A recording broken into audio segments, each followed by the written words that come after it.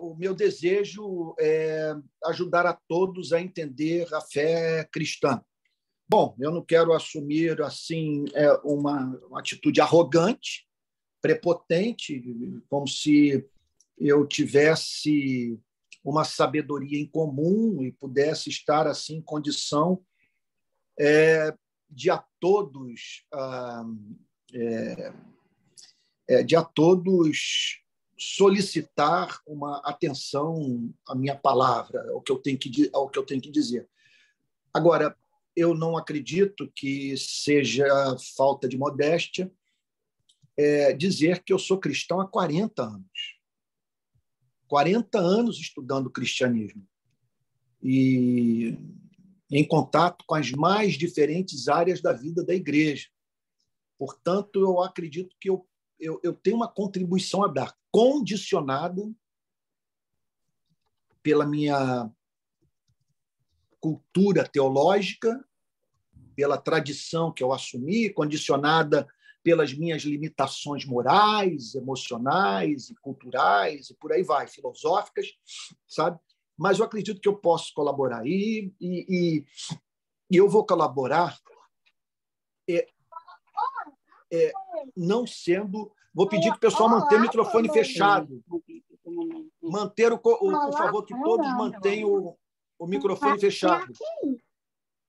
Tem algum microfone vazando aí. Então, o que eu vou fazer nesse período é colocá-los em contato com o que de melhor pode ser encontrado nas mais importantes tradições de espiritualidade cristã. Tá bom? Olha, a Carol Botelho está me lembrando aí que a Yasmin está com o telefone aberto, com o microfone aberto. Tá bom? Então, a ideia é essa. Vocês vão ter acesso, olha só, assim, não quero impressionar, mas aqui estão alguns dos livros que eu vou usar durante esse período.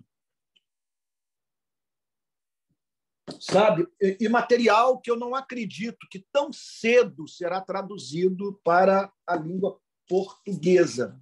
É claro, tem muita coisa em português. Isso aqui é um tesouro. Esse camarada aqui foi mentor, o Dr. John Gerstner foi mentor do R.C. Sproul. Sabe? Isso aqui também é um trabalho que já foi traduzido para a língua portuguesa, mas poucos conhecem, que é o Compêndio de Teologia Apologética do François Turretin. Então, teologia e apologética, sabe? Tem muita coisa, né? E outra coisa também, estudando, usando o material das Institutas de João Calvino, quer dizer, é muito livro fora isso que eu estou na parte teórica, vamos assim dizer, na parte teológica. Quando eu entrar na parte experimental, vou partir para um outro tipo de literatura. E quando for tratar do aspecto prático, é claro, aí eu vou partir para Dietrich Bonhoeffer, vou partir para Martin Lloyd Jones, para Billy Graham, para tantos outros, a fim de que nós possamos desenvolver um compromisso com a missão da Igreja no mundo simétrico, que é o que falta ao protestantismo brasileiro. Então, você vê, às vezes, algumas pessoas muito envolvidas com as causas políticas e sociais em detrimento daquele compromisso com a obra missionária. E outros que não falam outra coisa que não seja sobre plantação de igreja, evangelização do mundo, mas que ignoram o fato de que essa evangelização tem que ter uma desembocadura prática. Nós não estamos formando ou levando a Cristo pessoas apenas para elas frequentarem um templo no domingo. Nós queremos essas pessoas encarnando o cristianismo no seu viver diário, né? E penetrando a sociedade. Para vocês terem uma ideia, eu estou aqui tomando café, que eu acabei de chegar do mar. Eu estava nas Ilhas Cagarras, que ficam em frente à Zona Sul do Rio de Janeiro, ali em frente ao Leblon, Ipanema, Arpoador, e na companhia de alguns dos principais fotojornalistas do Brasil. Então, eu fiquei pensando, meu Deus, que privilégio estar ali. Eles pediram a minha presença, eles querem a minha presença, e passei o dia com eles. E isso em razão de uma decisão tomada, de deixar o templo e ir para as ruas. E, ao ir para as ruas, eu tive a companhia desses profissionais cobrindo as nossas manifestações. E como são 15 anos de trabalho, eu acabei me tornando amigo desses fotojornalistas renomados. Está sendo uma experiência fascinante. Mas, gente, vamos lá. Eu já estou que nem aquele cara da piada do reverendo Antônio Elias, né? Sujeito que estava conversando com outro e aí virou-se para o seu interlocutor e disse: chega, já falei demais sobre mim mesmo. Eu gostaria agora de te ouvir. O que você tem a dizer a meu respeito? Então, eu não quero monopolizar a conversa, eu gostaria de ouvi-lo. Então, só pedir o seguinte, que nós sejamos assim sempre bem objetivos no que nós vamos falar, nos lembrarmos que está sendo tudo gravado, tá bom? Que isso vai se tornar público para aqueles que estão matriculados, né?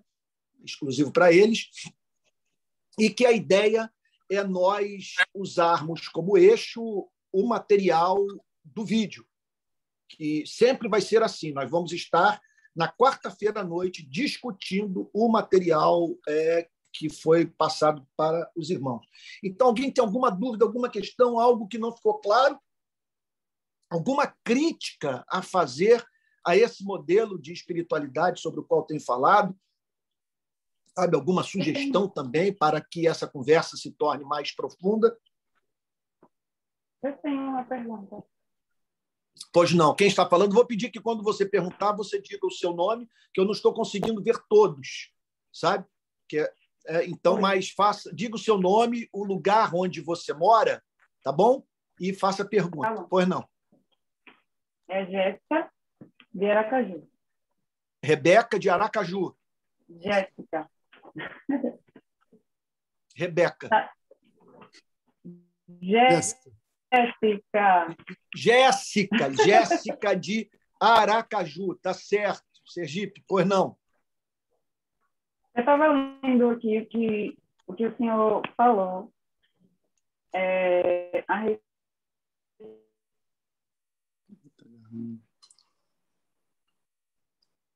aqui, o que lhes cabe agora, à luz dos chamados feitos pelo Espírito Santo, tanto ao amor pela Igreja, quanto à imitação do exemplo de Cristo descrito nos versos anteriores, é viverem em obediência a Deus, tornando cada vez mais profundo o seu nível de sujeição à vontade de Cristo.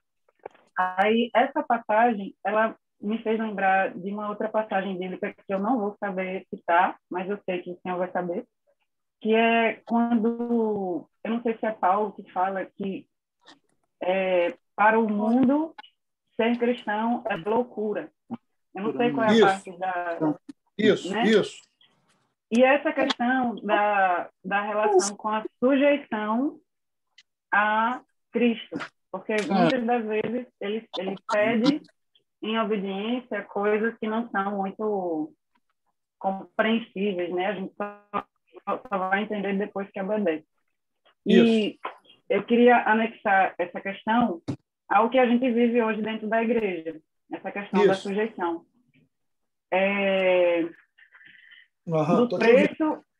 Do preço que se paga quando a gente se sujeita a Deus.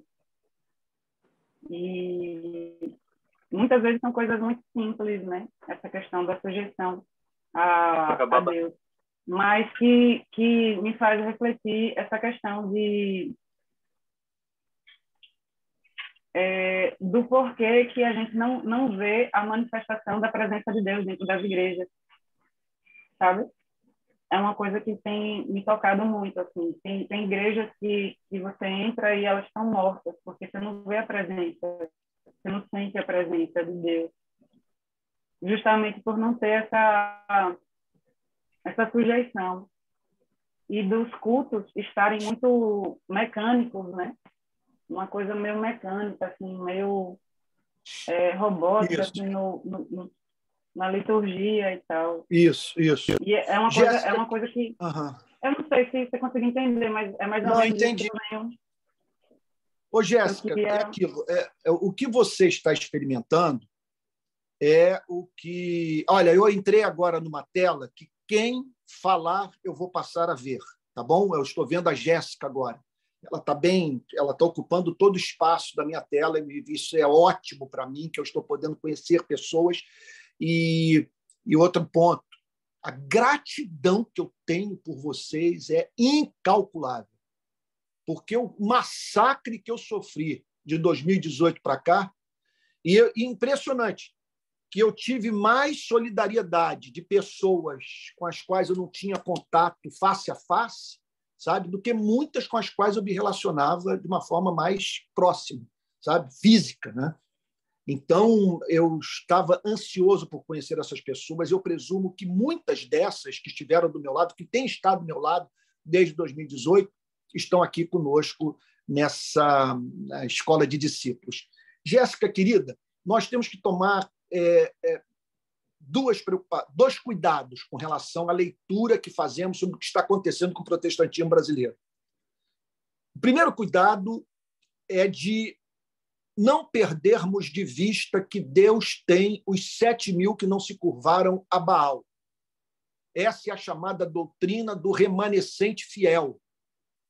Essa doutrina pode ser encontrada nas mais diferentes passagens bíblicas, que falam sobre essa ação da providência divina, mediante a qual, em períodos de apostasia, em que a igreja se afasta de Deus, Deus mantém no seu seio o número de pessoas que mantêm radical fidelidade ao seu Criador. Então, a passagem mais clássica sobre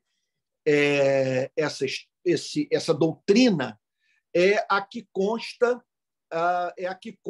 lá no relato bíblico sobre a experiência de Elias e os profetas de Baal, quando é dito que Deus havia preservado aqueles 7.000 que não se curvaram a Baal, num contexto em que Israel foi infiel para com o seu Deus. Então, nós temos no nosso país hoje, olha, pessoas extraordinárias no nosso meio, pessoas santas fazendo trabalho que não aparece em jornal, não aparece em televisão, que estão atuando no anonimato. Eu conheço várias delas. Os meus melhores amigos são os cristãos. Entre os cristãos, eu tenho encontrado pessoas que têm me auxiliado, enxugado minhas lágrimas, me servindo sem esperar nada em troca. Então, eu devo minha vida a essa igreja. Nessa igreja eu conheci a Jesus, nessa igreja eu me casei, nessa igreja eu tenho criado os meus filhos, nessa igreja eu tenho os meus melhores amigos. Então, há alguns supostos profetas que não fazem outra coisa que não seja bater na igreja.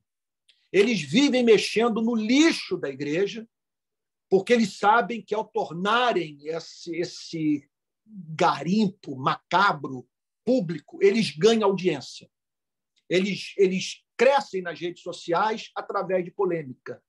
E como que eles atuam? O tempo inteiro procurando trazer à lume as deformidades da igreja. E, muitas vezes, imputando ao movimento inteiro os equívocos daqueles que, muito provavelmente, não nasceram de novo. Ou tantos outros que permanecem na infância espiritual, que pararam onde começaram. São irmãos nossos da fé, mas são meninos e meninas. Daí o cuidado que nós devemos ter de não arrancarmos o joio, porque pode ser que, na perspectiva de tirarmos o joio, a gente arranque o trigo, porque se nós compararmos o pior servo de Deus com o melhor incrédulo, nós vamos pensar que o melhor incrédulo é crente, que o pior servo de Deus é incrédulo. Então, nós temos que tomar cuidado. Não podemos esquecer que Deus tem um povo no Brasil. Agora, Jéssica, eu dizer que eu não sinto o que você sente, sabe, seria uma hipocrisia. E manter uma relação acrítica com essa igreja é ingenuidade,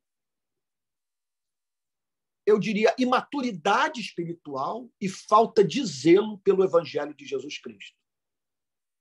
E é uma igreja carente de transcendência, carente de conteúdo, uma igreja carente de causar um impacto positivo maior na sociedade em razão da péssima qualidade do seu púlpito. É necessidade urgente do protestantismo brasileiro uma reforma a partir de uma reforma do púlpito. O que é a reforma? É o retorno à verdadeira doutrina. É condição sine qua non para que haja um avivamento, que é o retorno à verdadeira vida cristã.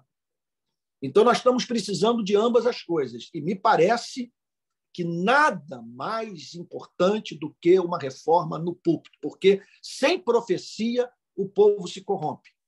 Nós observamos no Antigo Testamento que os períodos em que Israel chegou ao nível mais baixo do ponto de vista do seu compromisso ético com Deus foram os períodos nos quais o povo foi desencaminhado pelo sacerdote, pelo profeta. E o livro de Jeremias trata especialmente desse tema. E eu penso, portanto, que esses pastores, em razão da sua falta de conhecimento teológico, conhecimento de história da igreja, não estou generalizando de modo algum, entre os pastores brasileiros, eu tenho também alguns dos meus melhores amigos, mas é fato que esses pastores, em razão do conhecimento raso das Sagradas Escrituras, mantêm uma relação acrítica com o protestantismo americano. E nós temos importado muitas doenças dos Estados Unidos. E por quê? Porque nós mantemos uma relação de subserviência ao protestantismo americano. Nós não os imitamos apenas nas músicas, que, na verdade, vale dizer, muitas das quais belíssimas. Eu não vejo nenhum problema em nós entoarmos esses hinos, essas canções que são produzidos nos Estados Unidos. O problema é quando nós importamos uma cultura religiosa inteira e uma cultura que está causando ruína à causa do evangelho nos Estados Unidos, com um número incontável de pessoas se afastando da fé em razão das sandices que são feitas em nome de Deus por lideranças religiosas evangélicas. Eu diria que nós carecemos de profetas que profetizem para a América Latina, para o Brasil. Quando esses pregadores vêm para a nossa nação falar em congressos, eles acabam trazendo os conflitos que administram na sua nação e deixando, assim, de tocar nos maiores escândalos presentes na nossa sociedade, na cultura brasileira e que deveriam ser confrontados por todos nós, a começar pelos pregadores. Né? Alguma outra questão? Alguém quer falar? Alguma pergunta? Eu queria... Pois não? Posso falar? Ou tem alguém na frente? Pode. Oi, gente, boa noite. Meu nome é Ana Coelho. Eu passei a te admirar, pastor, porque eu me converti na Igreja Presbiteriana do Jacarezinho. Né? Minha família foi nascida e criada lá. Olha, que coisa! Meus pais lá tinham 8 filhos, né? 2 já vieram a falecer. E desculpa aí sair, de vez em quando vai sair, porque eu estou a trabalho aqui em Volta Redonda, então estou até no hotel. Tá. Eu sou do Rio de Janeiro, hoje eu trabalho numa empresa, trabalho muito viajando, então eu comecei a te admirar por isso, seu posicionamento, porque eu sou uma pessoa que me posiciono muito também em tudo, né? Nas coisas, principalmente quando acredito e levanto bandeira, como levantei para o Bolsonaro, perdão de novo, por acreditar, né, no Bolsonaro, eu levantei na época porque queria, né, uma mudança aí, e depois quando vi que fiz uma, né, foi um equívoco da minha parte, eu levantei a bandeira da mesma forma, né, e com isso eu entrei em conflito. Eu queria saber só uma coisa, como eu fui convertida na presbiteriana, tá? Após isso eu fui para a Assembleia de Deus, Vitória em Cristo, que até pouco tempo eu fazia parte. E como entrei nesse curso agora, já tenho acompanhado o senhor, e nesse curso eu queria saber, porque eu tenho alguns conflitos referente na parte de predestinação, porque são igrejas distintas em relação a esse assunto, né? A presbiteriana crê, né? Tem essa diretriz, e a Assembleia de Deus não. Então, para mim, seria oportuno, se nesse curso também for ter algum nesse teor, ou o senhor vai preferir não entrar nessa parte, vai ser uma coisa mais abrangente. Como é que vai ser nessa parte, que para mim vai ser muito oportuno, vai me ajudar muito em muitas questões referente, né, à predestinação. Olha, essa é uma questão... E parabéns pelo trabalho, Jacarezinhos. Obrigado, Ana querida. Olha só, deixa eu te dizer. É claro que eu vou ter que tocar nesse tema. Pelo seguinte motivo.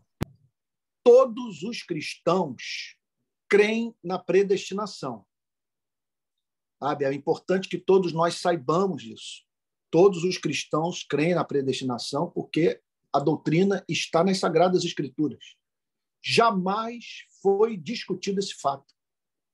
Se você pegar o melhor arminiano, se você pegar o melhor católico, o melhor, obviamente, calvinista, todos vão dizer predestinação é uma doutrina que está na Bíblia. Não se discute se há ou não há predestinação. A palavra existe, eleição também. A discussão é outra. Qual é a base da predestinação? Aí que ocorre a divergência.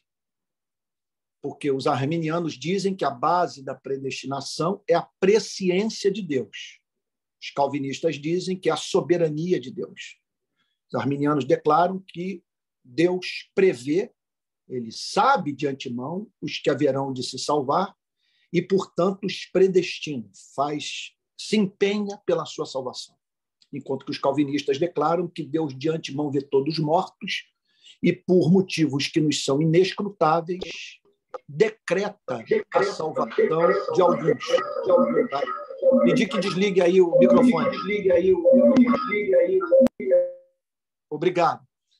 Então, os calvinistas declaram assim, que Deus, todos estão mortos nos seus delitos e pecados, e que aprove a Deus, na sua soberania, dentre aqueles que se insurgiram contra a sua autoridade, que pecaram contra o seu Criador, salvar alguns e não todos. Isso é um problema? É um problema. Porque Deus não salvou a todos. Se ele poderia fazê-lo, eu não sei. Ninguém sabe. Mas os oponentes dessa interpretação da doutrina da predestinação ficam com um problema que, no meu modo de ver, é muito pior. Porque eles reconhecem que Deus é onisciente, que Deus sabe de antemão o que as pessoas vão fazer ou deixar de fazer. Fica essa pergunta. Se Deus sabia de antemão que, vamos dizer, José haveria de negá-lo, jamais se converter, ao decidir criá-lo, ele não sabia de antemão que, com essa decisão soberana, ele estaria criando alguém que se perderia eternamente. E outro ponto que tem a ver com a narrativa da nossa vida. Você se considera um sortudo ou alguém que foi objeto do amor de Deus? Quer dizer, por acaso, você nasceu com uma inclinação para a salvação, uma inclinação para o arrependimento, você nasceu melhor do que os demais seres humanos? Ou você é o que é pela graça divina? Bom, de modo diferente de muitos calvinistas, eu não vejo essa doutrina como essencial para a salvação de alguém. Dá para você ser cristão e não fazer a interpretação calvinista da doutrina da predestinação. Dá para você entrar no reino dos céus e ser cheio do Espírito Santo e um instrumento santo nas mãos de Deus, sabe? mesmo acreditando na doutrina da predestinação, tal como interpretada pelos arminianos.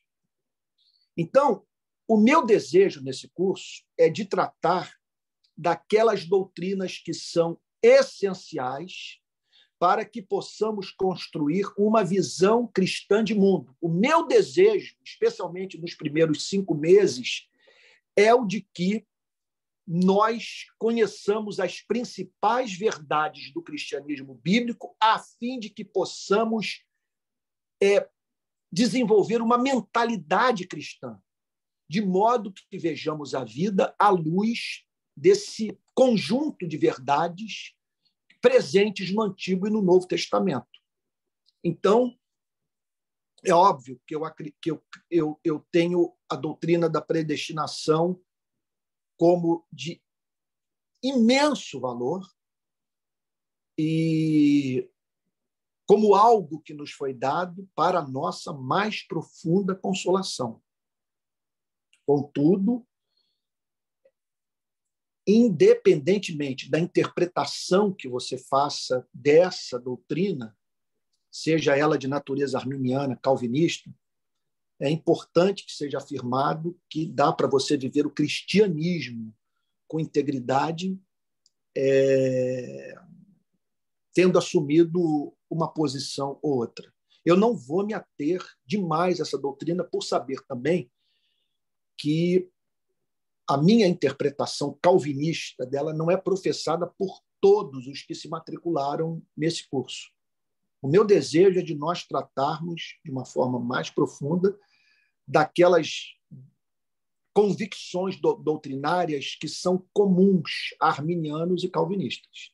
Essa é a minha intenção. Mas eu não vou deixar de dar um tratamento honesto à doutrina da predestinação. Agora, vai lembrar que eu não falei ontem no vídeo sobre essa doutrina. Por isso que eu pediria que, se for possível, que nós nos concentremos no conteúdo do vídeo de ontem. E aí sim, quando nós chegarmos no dia da abordagem dessa doutrina, né, tão importante da predestinação da eleição, aí sim a gente possa ter um debate mais amplo, tá bom? Sobre o tema. Ok? Alguém mais quer falar? Carol Botelho está com a mão levantada. Pois não? Pode falar, querido. Ranieri, então, né? Carol. Ranieri também alguém na frente? Então, primeiro as meninas. Ok, primeiro as meninas. Fala, Carol. Vamos lá, Antônio. Então, o que mais está fervilhando assim, na minha cabeça, desde as suas pregações sobre essa questão do Espírito Santo da santificação, tem justamente a ver com uma palavrinha que você falou ali, né, que essa frase, né, a sinergia na santificação, né, que para mim é algo que realmente eu nasci na igreja presbiteriana, cresci a vida inteira e agora estou na luterana, né, são assuntos que às vezes ficam de lado. E você falou sinergia, né? Eu já ouvi de uma outra pessoa a palavra cooperação, né? Que a gente, no processo de santificação, coopera com o Espírito. E isso, para quem vem de igreja histórica, a gente não tem costume de ouvir, né? Só que isso veio de encontro à minha própria vivência experimental, como você tem falado, né?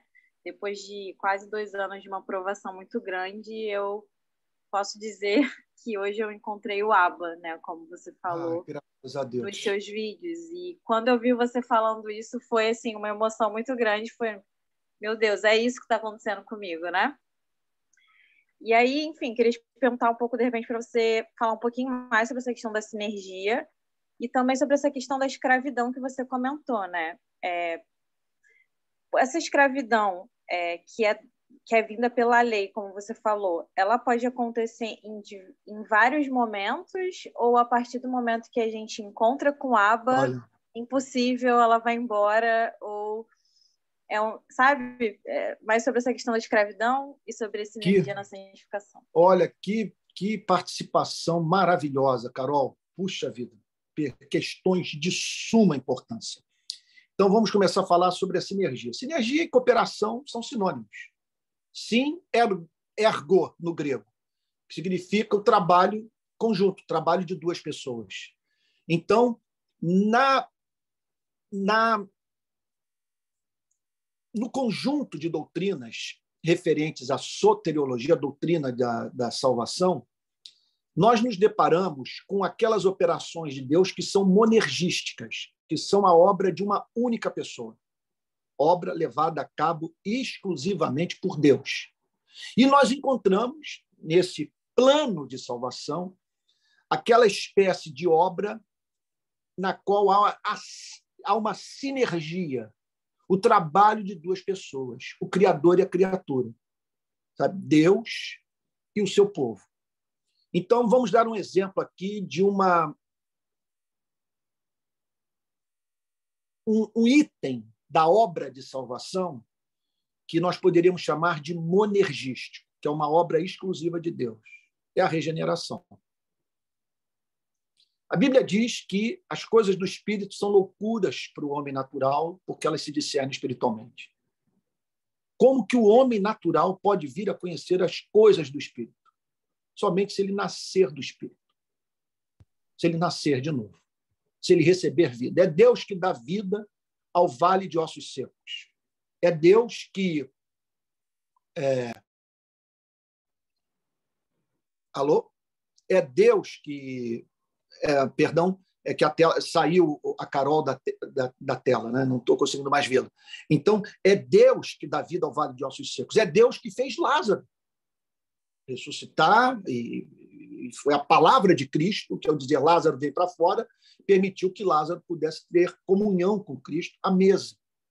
Então, estamos mortos nos nossos delitos e pecados. O apóstolo Paulo diz que nós somos, por natureza, filhos da ira, que nós somos subproduto do mundo da carne e do diabo. Efésios, capítulo 2, de 1 a 3. Quem pode nos libertar dessas correntes? Quem pode dar vida a alguém que está morto? É claro que eu não posso atribuir a minha salvação a mim mesmo, eu estava morto.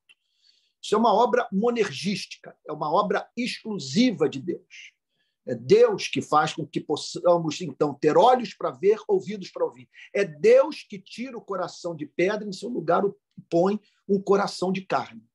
Agora, é evidente que o mesmo não ocorre na doutrina com a doutrina da santificação. O mesmo não ocorre com essa parte da obra de salvação que é chamada de santificação, que a Bíblia claramente ensina ambas as coisas. Esse texto que eu usei, da carta de Paulo aos Filipenses, capítulo 2, versos 12 e 13.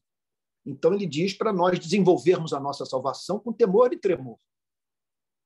E, ao mesmo tempo, ele declara, porque é Deus quem opera em vocês o querer e o efetuar.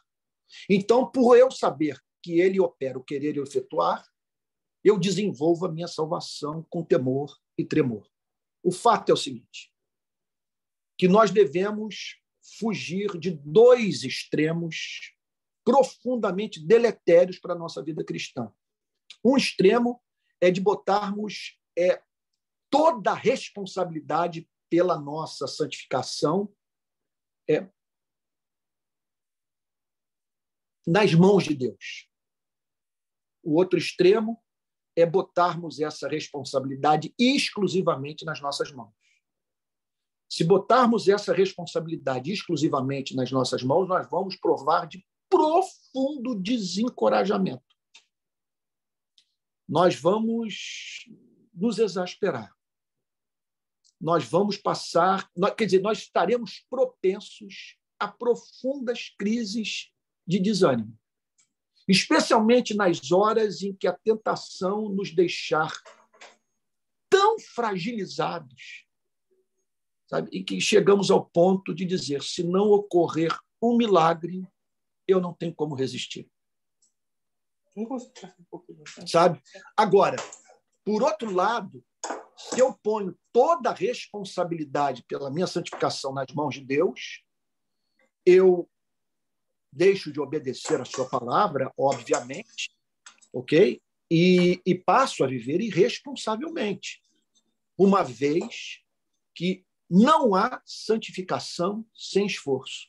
Se nós pegarmos as biografias dos grandes santos de Deus, da Igreja Católica, das igrejas protestantes, em todas as denominações, nós perceberemos que jamais o mundo conheceu um ser humano santo que não separasse tempo para ler a Bíblia. Alguém está com o microfone aberto aí. Vou pedir que alguém desligue. Alguém deixou o microfone aberto. Barulho de talher, me parece. Então, eu não conheço um só caso de alguém, um homem e uma mulher cheio do Espírito Santo, que não tivesse vida devocional, não separasse tempo para oração, não separasse tempo para a leitura das Sagradas Escrituras, não separasse tempo para participar da ceia do Senhor, das assembleias do povo de Deus, a fim de ouvir a palavra de Deus, porque a fé vem pelo ouvir e ouvir a palavra de Deus. Eu não conheço santificação sem domínio próprio. O apóstolo Paulo declara, mas esmurro o meu corpo e o reduzo à servidão, para que, tendo pregado a outros, eu não seja desqualificado. É aquilo que alguém já disse: semeie um pensamento, colha uma ação. Semeie uma ação, colha um hábito. Semeie um hábito, colha um caráter. Semeie o caráter, colha a vida. Então, esse é o processo. Não há atalhos. E o maior erro que pode acontecer, do ponto de vista da nossa relação com a doutrina da santificação, é esperarmos uma experiência mística que elimine das nossas vidas, por completo, as nossas deformidades morais, as nossas fraquezas, as nossas tentações. Isso não existe. Santificação é batalha diária. E o maná tem que ser colhido diariamente. A unção que eu recebi do Espírito Santo 2 anos atrás não serve, de certa forma, para hoje. Eu tenho que me curvar para pegar o maná. A Carol mencionou o que falei ontem no vídeo sobre o espírito de escravidão. O apóstolo Paulo declara na carta aos Romanos que os romanos não haviam recebido espírito de escravidão para viverem outra vez atemorizados, mas espírito de adoção, mediante o qual clamamos Abba, Pai. Esse espírito de escravidão, à luz do capítulo 8 da carta aos Romanos, não é obra de Satanás. É obra do Espírito Santo. É aquela obra preparatória para que uma pessoa se desespere por Cristo e sem a qual não há salvação. Ninguém é redimido dos seus pecados sem, em algum ponto da sua vida, ter experimentado esse espírito de escravidão. Em que consiste esse espírito de escravidão? Ele é subproduto do contato com a lei. Quando você compreende os 10 mandamentos. Na verdade, quando você compreende os 2 grandes mandamentos da Bíblia: amar a Deus com todo ser e ao próximo como a nós mesmos. Quando você compreende que esses mandamentos procedem de Deus, fluem do seu caráter, que são racionais, que são justos, que somente em os obedecendo a vida em sociedade é viabilizada. Que essa é uma forma de nós honrarmos a Deus, amarmos a Ele e amarmos a tudo que Ele ama. Quando nós percebemos que o que o mandamento pede de nós, nós pedimos de todos. Que nós somos uns Moisésinhos, todos os dias descendo do Monte Sinai com as tábuas da lei nas mãos. E que nós vivemos a cobrar sujeição à lei de Deus por parte daqueles com os quais nós nos relacionamos. Todos nós, todos os que estão aqui sintonizados comigo nessa noite, têm um histórico de cobranças feitas a seres humanos. E, às vezes, algumas bastante ásperas. Bom, quando que o espírito de escravidão nos envolve? Quando nós percebemos que não praticamos o que prescrevemos. Quando nós entendemos que, se formos julgados por Deus de acordo com o julgamento que fazemos daqueles com os quais nós nos relacionamos, nós estaremos perdidos. Essa pessoa, então, se desespera, porque ela percebe que o mandamento é racional. Ora, o Criador virar-se para a criatura e pedir amor, isso é profundamente racional. Como viver numa outra espécie de universo e conceber um Criador que olhe para a criatura fazendo guerra, explorando pessoas, mentindo, matando, ignorando a razão de ser da sua vida, e Deus simplesmente, sabe, lidando com indiferença, com tamanha ofensa. Então, quando a pessoa percebe isso, aí ela é tomada de um espírito de escravidão, que consiste no medo de ser julgada por Deus, no medo de morrer sem salvação. John Bunyan experimentou isso durante 1 ano e 8 meses. Ele falou que invejava os animais irracionais, os insetos, por eles não passarem por esses horrores de alma. Porque você imagine uma pessoa diante de uma visão da lei temer perder eternamente a sua alma. O que o apóstolo Paulo está dizendo é que aquelas pessoas haviam recebido esse espírito de escravidão. Por isso que ele declara: vocês não receberam outra vez o espírito de escravidão para viverem atemorizados. Porque o que caracteriza o espírito de escravidão é o medo. Mas sem esse temor, sem essa convicção de pecado, sem a humilhação evangélica, sem que nós nos tornemos humildes de espírito, jamais entraremos no reino dos céus. E o que o apóstolo Paulo está dizendo na carta aos Romanos é que uma vez que você tenha se arrependido, entregado a Deus as suas armas, você depôs armas, você se reconciliou com Deus, você se arrependeu dos seus pecados, você correu a Cristo em busca de misericórdia, não é da vontade de Deus que você volte àquele estado anterior de temor.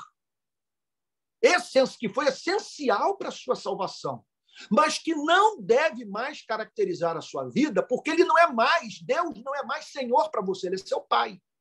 Por isso que ele diz: você receber o espírito de adoção, mediante o qual são capazes de clamar Abba, Pai. Não chamam mais Deus de Senhor, no sentido que um escravo se dirige ao seu dono. Chamam Deus de Pai, porque do mais íntimo do seu ser estão certos de que seus pecados foram perdoados e foram adotados por Deus na sua família. E essa experiência, ela atinge o seu ápice quando nós somos batizados com o Espírito Santo, ou selados com o Espírito Santo. Ou o Espírito Santo testifica que o nosso espírito somos filhos de Deus. Há 3 formas de sabermos que fomos salvos. Primeiro, o silogismo lógico. A Bíblia ensina que todos os que creem foram salvos. E nós podemos raciocinar assim: eu creio, logo eu fui salvo. Há também aquilo que é chamado de silogismo prático, é uma outra forma de você saber que foi salvo. A Bíblia diz que o salvo tem certas características, que na vida do salvo é encontrado o fruto do Espírito. Eu percebo o fruto do Espírito Santo na minha vida, logo eu fui salvo. E a terceira forma, a maior de todas, é essa experiência mística, que é chamada de selo, que alguns calvinistas chamam de batismo com o Espírito Santo, que o apóstolo Paulo chama explicitamente de testemunho interno do Espírito, que é o Espírito testificando com o seu Espírito que você é filho de Deus. É Deus botando o seu selo sobre o seu coração. Essa experiência é alguma coisa tão extraordinária que muitos dos que a vivenciaram declaram que, no momento da experiência, não sabiam se estavam no céu ou na terra, se haviam morrido ou não. E de um desassombro em relação à morte se estabelecer no espírito da pessoa, até mesmo desejar partir imediatamente. Tamanho amor por Jesus, a certeza da sua redenção. Essas pessoas ganham autoridade para pregar, elas se tornam, portanto, desinibidas na fé, ousadas em oração, porque elas estão certas que são amadas por Deus. Agora, acontece que esse tipo de experiência pode vir acompanhado, caso o crente se torne displicente, desse espírito de temor. Não é que essa pessoa perdeu a salvação e essa pessoa voltou àquele estado inicial. Veja só, que força o Espírito Santo levá-la a sentir esse temor do escravo. Não é isso. É que simplesmente essa pessoa entristeceu o Espírito Santo. E o Espírito Santo suprimiu as suas consolações. Essa pessoa está entregue a si mesma. Nós não nos esqueçamos jamais que o salário do pecado é a perda da sensibilidade para a obra do Espírito Santo. O pecado cria uma crosta no nosso coração, tornando-nos, assim, impermeáveis à obra do Espírito Santo. E aí, nós podemos sentir algo do que sentimos quando estávamos sob a operação da lei. Isso pode acontecer, sabe? E aí, então, e muitas vezes isso ocorre na vida de cristãos durante um longo período, até que essas pessoas passam por alguma experiência dramática. Se essa gente que um dia passou pela experiência do selo, mas se afastou e perdeu essa segurança, sabe? Quer dizer, se essa experiência foi realmente vivida por um ser humano, em razão do fato dele ter nascido de novo, ele vai voltar. E Deus tem seus métodos de nos trazer de volta. Terrível coisa é ser amado por Deus. E ele pode fazer com que pessoas se levantem contra as nossas vidas, com que a gente caia de cama. A gente pode sofrer um colapso nas finanças. Na verdade, é o seguinte, ele conhece os nossos pontos de tensão. E ele sabe o que pode fazer com que, humildemente, nos voltemos para ele. Não é fácil, repito, ser amado por Deus. Nós não servimos a um avô celestial. Nós servimos a um Pai celestial. E, como diz o apóstolo Paulo, nós não fomos predestinados para a possibilidade da santificação, nós fomos predestinados para ser santos. Não tem como resistir à obra do Espírito Santo. Ele vai arrumar um jeito, me perdoe dizer, de nos quebrar, a fim de que nós nos arrependamos e possamos provar novamente dessas consolações do Espírito Santo. Alguém mais quer fazer uma pergunta? Eu, pastor, gostaria de fazer. O Ranieri deu a vez para a Carol, né? Bom, mas vai lá. Quem é a vez de quem agora? Mas eu o Paulo Vitor. Oi? O senhor já respondeu minha dúvida, pastor. Ah, que bom, Ranieri. Eu me lembro do Martin Lloyd Jones dizendo que ele deixou de fazer muito gabinete pastoral por conta das suas pregações. Da pessoa simplesmente dizer, olha, eu não procurei no gabinete pastoral porque sua pregação respondeu tudo. Isso pode acontecer. Vamos lá, Paulo Vitor, querido. Paulo Vitor, você é de onde? Olá, pastor. Eu tenho 27 anos, sou daqui da região serrana, Nova Friburgo. Ah, poxa vida, isso é uma maravilha. Eu passei uma semana em Muri, recentemente, escrevendo um livro. Ah, lá é muito bom, lugar de fugacidade, né? Agradável. Maravilhoso. Mas diga lá, Paulo Vitor. Gostaria de agradecer a oportunidade aí. Tenho acompanhado o senhor desde 2017, onde conheci-lo. Ah, que bom. O senhor, através de um evento focado dentro das Forças Armadas, né? Dentro das escolas militares, foi muito bom.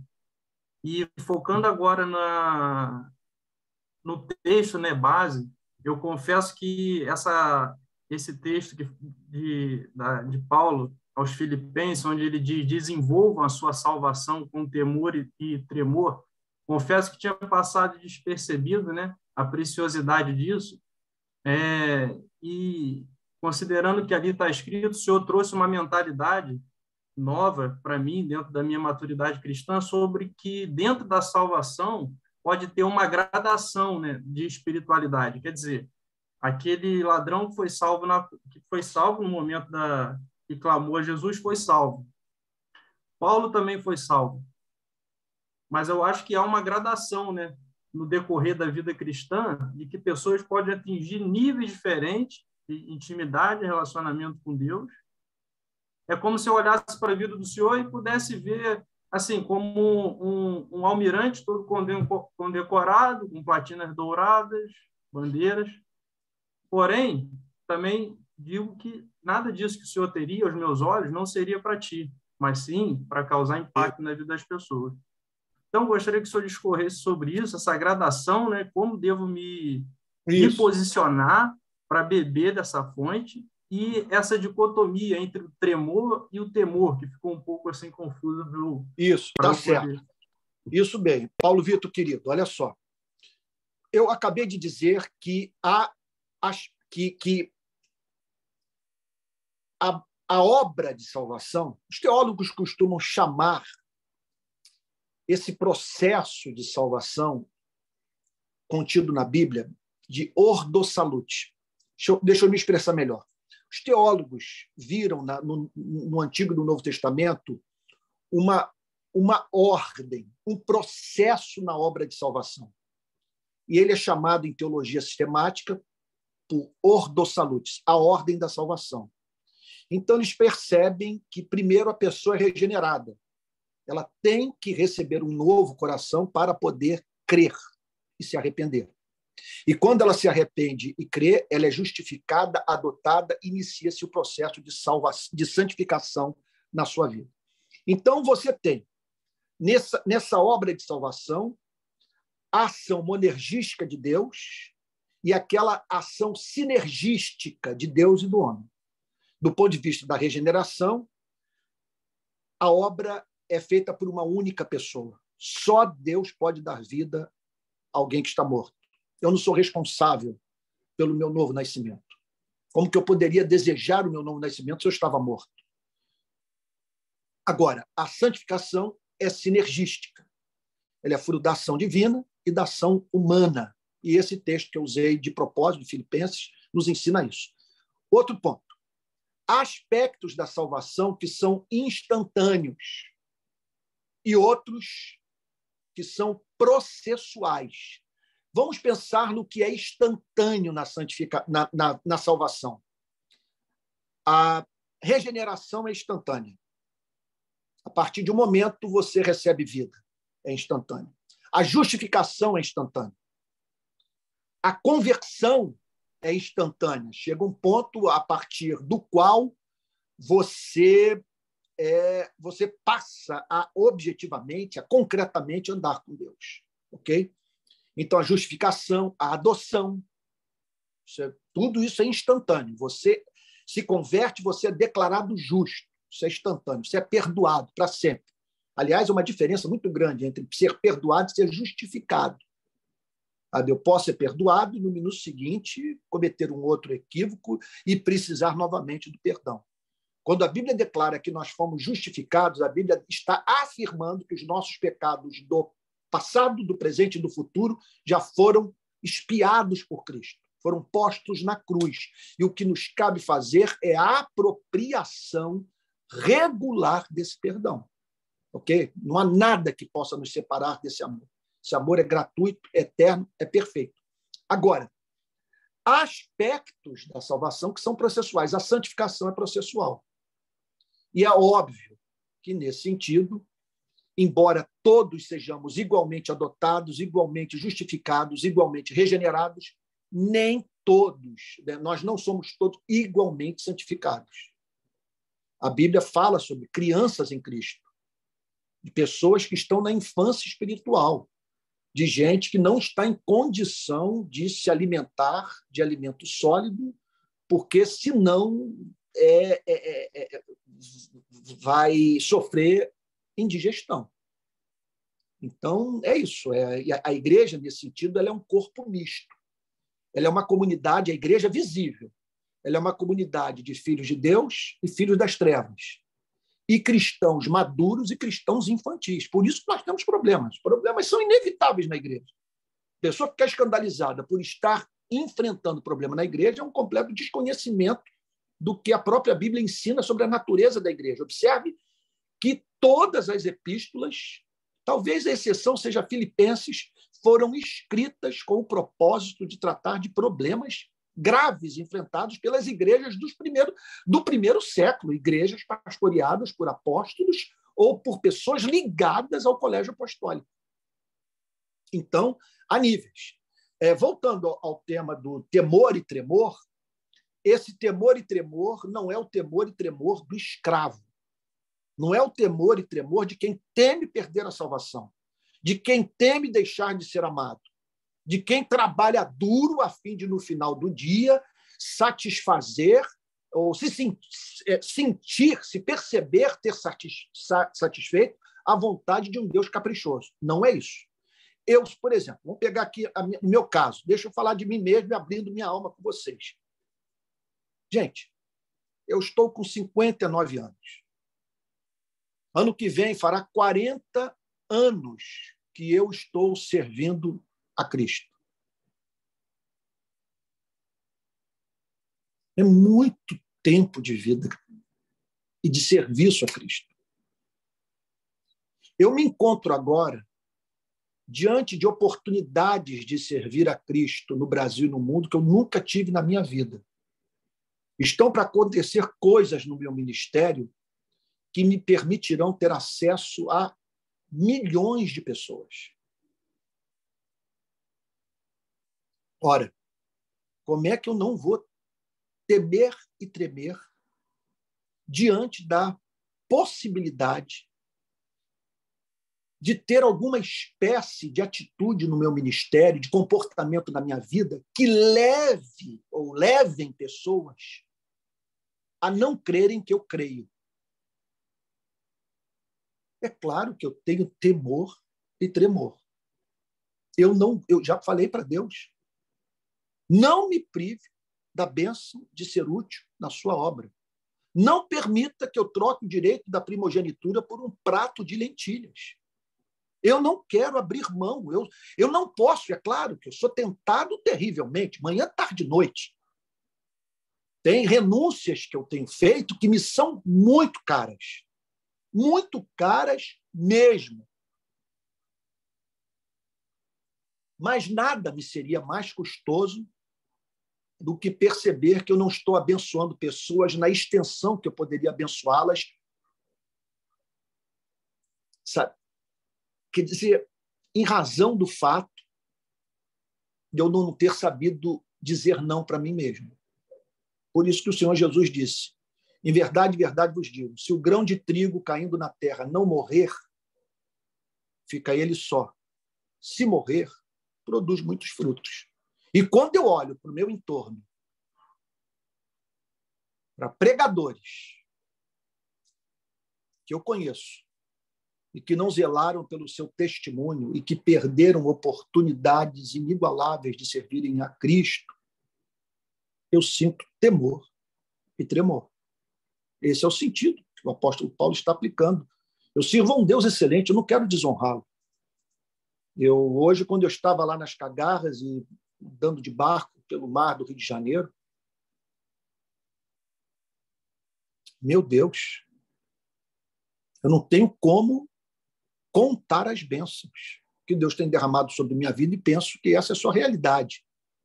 Como pecar contra um ser tão doce e que tem me tratado com tamanha doçura? É claro que eu tenho temor e tremor. É claro que eu tenho temor e tremor de desperdiçar o meu tempo com bobagem. Sabe? Claro que eu tenho, eu senti muito temor e tremor nas eleições de 2018. Ora, eu poderia... Hoje, eu estou feliz com o número de pessoas matriculadas nesse curso. Mas eu não tenho a mínima dúvida que eu estaria hoje sendo acompanhado por um número muito maior de pessoas se eu não tivesse falado o que eu passei a falar a partir de 2018 para o protestantismo brasileiro. E naqueles dias, quando eu vi o preço que eu teria que pagar, eu senti temor e tremor de ser covarde. Quando eu vi a glória do evangelho em jogo, eu falei, olha, pouco me importa o que vai acontecer. Se eu tiver que estraçalhar minha própria igreja, sabe? Se esse é o preço de eu ficar do lado do Evangelho, protestando contra a trivialização do Evangelho de Jesus Cristo, sabe? Que eu pague o preço. Então, esse é o sentido de temor e tremor.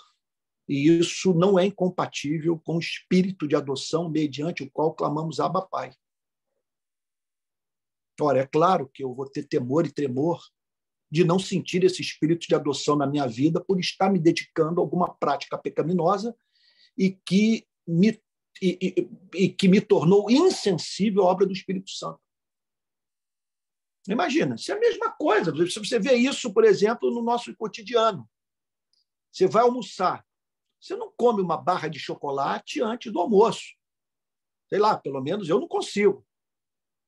A gente, até na hora de escolher o vinho, você escolhe o vinho de acordo com o prato que vai ser servido.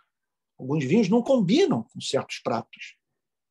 Então, toda uma questão de você preparar o paladar para saborear a iguaria, o prato que está sendo servido. É claro que eu tenho temor e tremor de perder o paladar para a obra do Espírito Santo, me tornar insensível a essas consolações do Espírito. Então, esse é o sentido de temor e tremor. Alguém mais? Temos ainda mais alguns minutos. Alguém tem mais alguma pergunta a fazer? Gostaria, pastor. Pois não? Eu sou a Rita, de Niterói. Assisti muitas pregações suas na Betânia. E, ao final, eu sempre tinha uma palavra.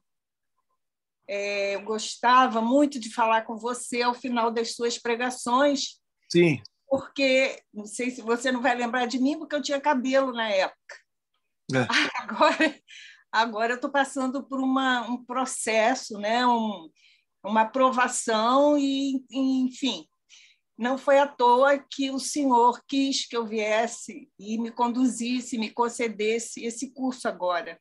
Porque nesse processo de adoecer, de não saber quanto tempo se vive, né? A finitude, a fragilidade, a vulnerabilidade, tudo isso que a gente passa, eu quis conhecer esse Deus que disse para mim, não temas, seja forte, corajosa. Eu ouvia isso todo o tempo no CTI, eu ouvia isso ao longo de toda a hospitalização. Então, eu falei, Senhor, me ensina a te amar, sempre foi a minha oração, meu pedido. Me ensina, eu quero aprender de ti, eu quero saber mais de ti, conhecer esse Deus que me ama e que está aqui cuidando de mim. Eu tinha certeza absoluta, tanto que surpreendeu os médicos eu estar viva até hoje. Uhum. Graças a Deus. Então, apareceu esse curso. Como que apareceu esse curso? Onde eu quero aprender mais. E eu queria dizer para você que eu via em você sempre, vejo em você essa pessoa que inquieta e que incomoda quando você traz a palavra. E eu quero isso para mim, eu quero ser incomodada.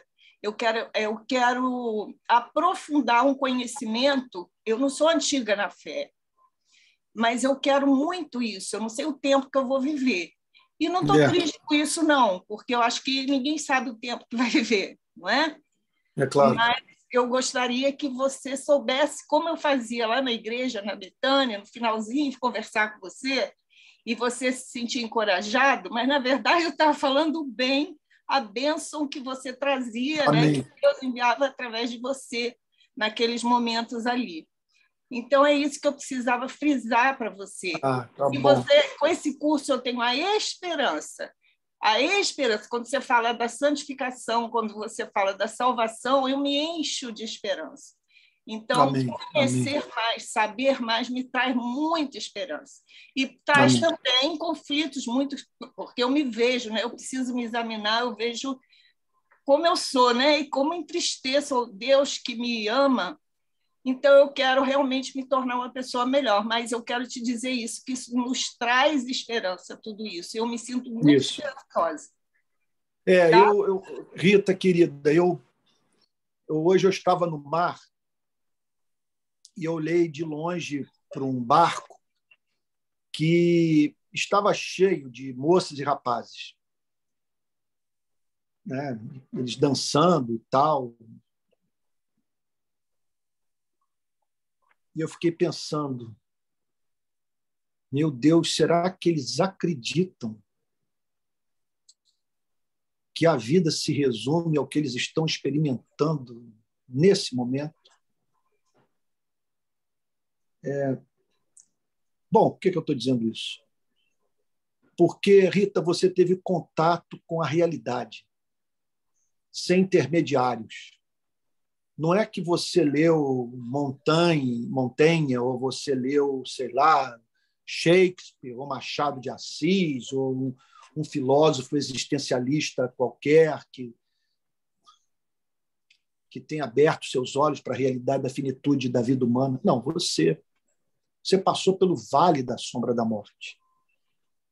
E quem viu o que você viu, é muito difícil de encontrar consolação nessa vida, exceto por meio da mais íntima comunhão com Deus. Eu vou te dizer uma coisa. Eu não recebi o diagnóstico que você recebeu, mas eu vivi com 59 anos, no momento que no meu ministério eu estou com portas abertas em tudo que é canto. Pai de 3 filhos que não estão casados ainda, não tive o privilégio de ver os meus netos. E eu convivi durante alguns dias com a expectativa de ter feito câncer de próstata com metástase. Quando eu fui parar no hospital,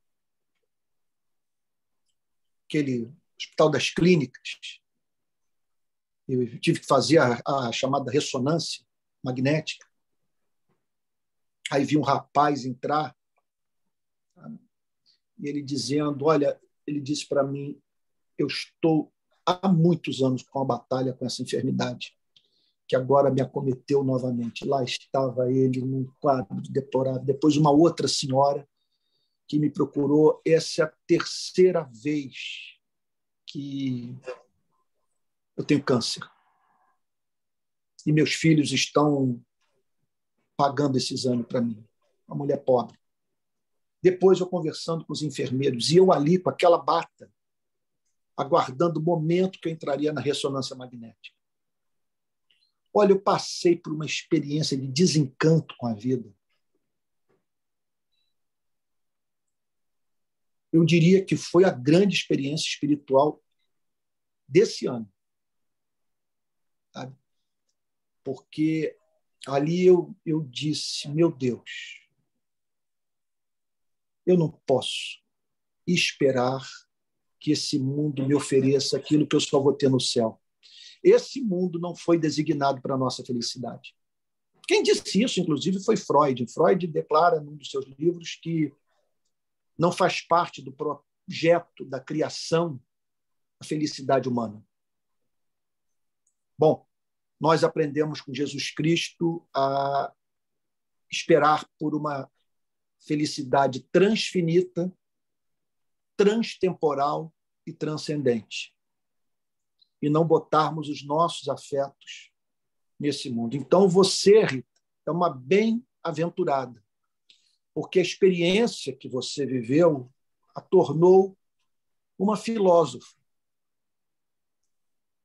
Você simplesmente passou a pensar bem, você passou a viver uma vida examinada.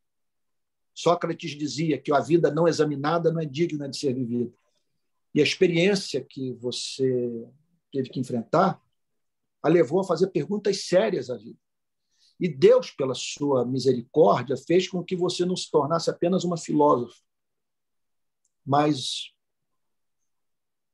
uma crente na palavra, uma filha de Deus, uma pessoa que encontrou resposta no único lugar de repouso para a alma humana, que é em Cristo, que levou Santo Agostinho a dizer, tu nos fizeste para ti e o nosso coração não encontra descanso enquanto não descansa em ti. Então, Ele é amor. Ele é amor. E para que você dependesse dele e o conhecesse numa extensão que poucos seres humanos conhecem, ele permitiu que você passasse pelo vale da sombra da morte. Mas é como diz aquele velho hino cantado pelo Josué lá na Betânia, que foi feito pelo meu amigo Jefim. Quão proveitosa é toda tribulação. Nela aprendi uma lição que na tristeza Deus transforma os corações dos homens, tal como o fogo purifica o ouro. Deus te abençoe, minha querida. Obrigado pelas suas palavras tão preciosas. Sim, tá? Verdade. Verdade, e o mais lindo disso tudo, para mim, foi conhecer a doçura desse Deus. Ele é meu pai, ele dizia, eu sou teu Deus. Então, isso, o tempo inteiro que eu estava lá, né, no hospital, e passando, e minhas filhas diziam isso, que eu acordava louvando a Deus. Eu não sabia, às vezes, que eu estava louvando a Deus. Eu cantava, elas diziam, mãe, quando você acordava, você cantava, não tenha mais... Não tenha sobre ti um só cuidado, qualquer que seja. Ensino também do Jefinho. Então, assim, essa doçura, eu falei, quem é esse que me ama? Quem sou eu? E esse meu pai, que permitiu que eu o chamasse de pai, eu quero muito conhecer. Então, por isso, eu estou aqui. Tenho certeza absoluta que ele me trouxe, me concedeu esse tempo para isso, junto com os irmãos aqui. Amém, Rita, querida. Eu estou feliz, muito feliz com isso. Amém. Muito bem-vinda. Você é muito bem-vinda. Obrigado, querido. Alguém mais? Nós temos mais aqui espaço para uma ou duas. Olha, eu acho que é a última pergunta. Oi, Antônio. Bom? Pois não, fala, Eduardo. Tudo bom? Tudo, então, querido. Eu sou Eduardo, estou em Curitiba, mas sou niteroense e botafoguense, as duas coisas desgarradas. Então é santo, é santo. Conheço o Jefinho também, viu? Então, ele... Muitas canções que nós cantamos foram feitas por ele. Já sofri muito com as pranchas do Jefinho. Eduardo. Então, Filipenses 2, 12 e 13, quando fala desenvolvam a sua salvação, na nossa parte, o que a gente pode fazer para desenvolver a salvação é somente, mas não somente de só ser isso, não que seja fácil. É a santificação, buscar a santificação, ou tem mais elementos nesse desenvolvam a sua salvação além da santificação da nossa parte? Eduardo, excelente pergunta. Você está corrigindo um erro que eu deixei passar. Porque é o seguinte, o uso da palavra salvação nesse verso pode nos levar a fazer uma interpretação equivocada dele, porque o apóstolo Paulo não está dizendo para nós desenvolvermos o perdão. O perdão é eterno. O perdão é perfeito. Ele não está dizendo para desenvolvermos a justificação, porque a justificação é imputada. É Deus atribuindo a obediência de Cristo, a morte de Cristo a você, e imputando a Cristo os seus pecados. Quando Paulo fala sobre desenvolvimento da salvação, ele está falando de algo que nós já temos, já estamos salvos. Você não pode desenvolver uma coisa que você não tem. Você já foi salvo. Agora, sem a mínima dúvida, o lado da salvação que pode ser desenvolvido, como você bem falou, é aquele que é chamado de santificação. Então, desenvolver a salvação não significa eu trabalhar duro para ser mais amado, para ser mais perdoado, para ser mais justificado, sabe? Eu trabalhar duro para ser adotado na família de Deus. Tudo isso eu já sou. Já fui regenerado, justificado, adotado, sou de Cristo, sou do meu amado é meu, ninguém vai me arrebatar dos seus braços. Mas do ponto de vista do meu caráter, do ponto de vista do chamado cristão para a semelhança à pessoa de Cristo, eu tenho muito terreno a conquistar. Aí o apóstolo Paulo diz, desenvolva essa salvação com temor e tremor. Não perca as oportunidades que você tem. Por exemplo, vocês estão fazendo de nós separarmos uma noite, a gente poderia estar fazendo um mundo de coisa nesse horário. Mas eu penso que se nós entendemos que, separando esse horário, nós vamos encontrar algo muito especial para o nosso cristianismo, nós estamos desenvolvendo a nossa salvação com temor e tremor. Sabe? Então, ele está falando sobre o ponto de vista da santificação, que é processual, que é progressiva. Ele está dizendo o seguinte: tenha ambição, anele por conhecer mais a Deus, por ser mais parecido com Cristo, por ter mais intimidade com a palavra, a ponto de você estar em condição de também discipular pessoas, de ajudar pessoas a amadurecerem na sua relação com Cristo. Então, foi muito boa essa sua participação, porque eu não tinha feito essa ressalva até então. Essa ressalva é importante. Paulo não está falando ali sobre desenvolvermos a nossa conversão, desenvolvermos o perdão, a regeneração. Sabe? Ele não está dizendo que a salvação é uma coisa que pode ser perdida a qualquer momento. O que ele está dizendo é que há uma área da salvação, me perdoe repetir, que não é estática, que é dinâmica, e ela se chama santificação. E isso requer realmente empenho humano. Os puritanos costumavam dizer o seguinte: separe tempo para ser santo. Separe tempo. E não há santificação sem esforço. Não há santificação sem disciplina. Você tem que separar tempo para ser santo. Ok? Gente querida, vamos lá. Deixa eu dar uma palavra final aqui. Valeu, Eduardo, querido. Deixa eu dar uma palavra final aqui. Olha só. Esse nosso bate-papo, que eu estou achando riquíssimo, mas riquíssimo, ele vai ser salvo e eu vou fazer com que ele suba hoje à noite para o meu YouTube. Eu vou pegar o link, ok, do YouTube e vou compartilhar no nosso grupo de WhatsApp. Esse link, só quem se matriculou pode ter acesso. Então, essa é a primeira coisa que eu vou fazer. Vou pegar esse nosso bate-papo, ok, salvar e enviar o link para todos. Olha, a aula de ontem, que alguns receberam hoje, os irmãos podem ter acesso a ela a hora que quiserem, tá bom? Então, pode usar, pode rever e tudo mais.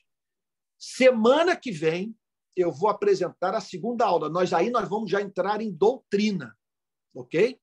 Após essa introdução feita ontem, nós vamos entrar em doutrina, uma introdução às principais doutrinas do cristianismo bíblico. Então, vou gravar essa aula e vou mandar o esboço da aula para todos vocês. Eu espero fazê-lo entre segunda e terça, de modo que na quarta-feira que vem todos possam já ter tido acesso a esse material e, assim,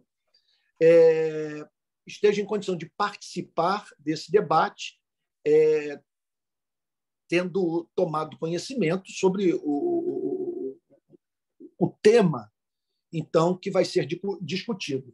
Olha, nos próximos dias vocês me verão sugerindo livros para serem lidos, tá bom? É claro que ninguém tem obrigação de fazer nada. Isso aqui, ninguém vai receber um diploma ao término desse ano de caminhada. Mas eu vou estar indicando livros e links de pregações e tal, para que os irmãos recorram a outras fontes de conhecimento para atingirem a meta desse curso, que é um desenvolvimento da nossa vida cristã nessas três áreas: doutrina, experiência e prática. Tá bom? Espero que todos tenham sido muito, mas muito abençoados, ok? Eu vou estar interagindo com vocês também ali pelo grupo de WhatsApp, tá bom? E, se tiverem tempo e tal, eu estou durante a semana pregando diversos encontros. Então, meu próximo compromisso de pregação é no domingo que vem, lá na rede de pequenas igrejas, às 18h. Na segunda-feira, eu estou na Igreja Betânia, às 20h, falando sobre os conflitos de Cristo com as instituições religiosas do seu tempo. Quarta-feira, eu acabei de pregar que é o encontro que eu estou chamando de Herança dos Redimidos, que nós estamos explorando nas Sagradas Escrituras aqueles textos que trazem consolação ao nosso coração, tá bom? E quarta-feira estou aqui com vocês, tá bom? É isso, que Deus abençoe, uma boa noite, fiquem com Jesus, tá bom? Obrigado, pastor. Boa noite. Obrigado, hein? Valeu, queridos. Boa noite, abraço, pessoal. Boa noite.